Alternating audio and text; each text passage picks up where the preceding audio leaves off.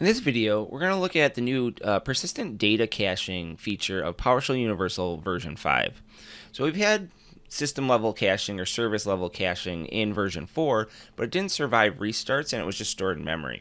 So now we've added a new feature that actually takes your cache data and stores it directly in the database. This also means that if you are in a multi-node system, other instances of PowerShell Universal will be able to read that cache data, so you only need to cache it in one place. So let's take a look at an example of when caching would be really helpful. So I actually have a script in here called getProducts.ps1, and it's calling the getSim instance Win32 product WMI class on Windows.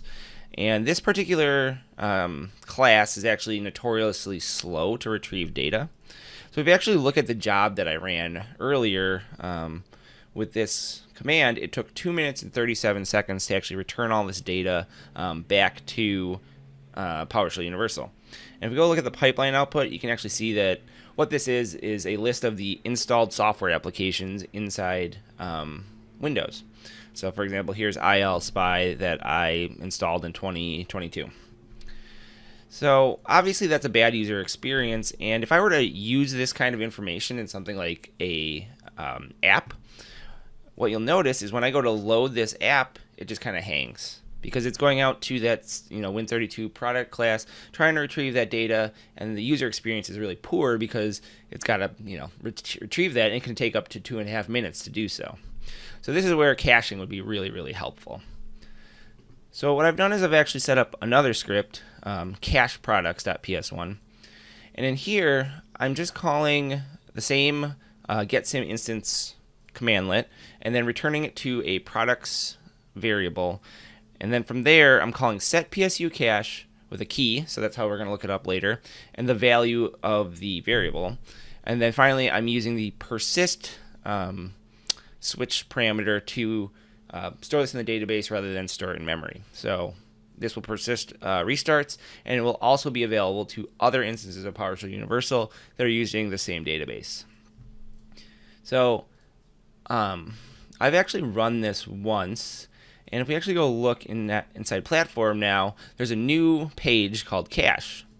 And you can see here that I have my products cache. This is stored in the database. It has information about when it was created, when it was updated, when it was last read to see if anyone's even using this cache data. Additionally, you can set up things like expiration, sliding expiration, absolute expiration from now, so you can purge the cache on certain intervals. So let's actually go ahead and take a look at what that looks like in our app if we update it to use the cache rather than to use the sim instance class directly. So what I'm going to do is just comment this out, and I think I can actually make it even faster if I do this. So we'll put that get PSU cache call in there. You don't have to distinguish between whether you're looking in the persistent cache or the memory cache. You can just say get PSU cache with the key. So let's save that. And now when I view my app, you'll notice that it loads much, much quicker. That was just, a fraction of a second to get all that cache data and then put it into a nice little table here for us to look at. Obviously, a much better user experience than trying to load all that data at once when the user is trying to load this page. And obviously, this kind of set of data doesn't change that much, so you can kind of dictate how often you want to reload that cache data. And to do that, what we're actually going to do is we're going to set up a schedule. So if I go to Automation, Schedules, I'm going to click the Create Simple Schedule button. We're just going to name it Cache Products. Then we're going to select our cacheProducts.ps1 script. I'm just going to run this every day or every hour. Click OK.